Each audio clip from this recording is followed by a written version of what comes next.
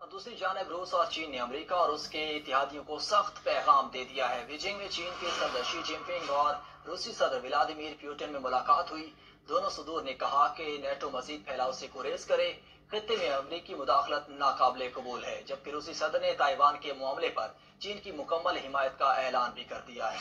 इसी हवाले से मजीद जानते हैं, नुमाइंदा 92 न्यूज मॉस्को से हमारे साथ मौजूद है शाहिद घुमन। शाहिद, बताइएगा, रूस और चीन ने मुश्तरका बयान जारी किया है, इस बयान की तफसीलात क्या है?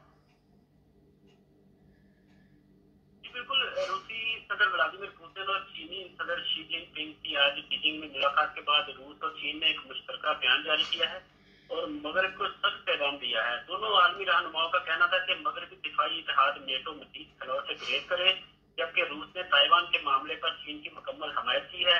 इस बयान में बिलखसूस अमरीका को हद पे तनकीद बनाया गया है। पुतिन और शी जिनपिंग ने यूरोप और एशिया पैसिफिक के हितों में अमरीकी मुदाखलत को नाकाबिले कबूल करार दिया है। पुतिन आज सुबह ही बीजिंग पहुंचे थे और उन्होंने दौरे पर विंटर ओलंपिक्स की इब्तिदाई तकरीब में शिरकत भी की है। कई मगरबी ममालिक ने चीन के इंसानी हकूक से मुतल्लक रिकॉर्ड के तनाजर में विंटर ओलंपिक्स की इब्तिदाई तकरीब में शिरकत से इनकार कर दिया था।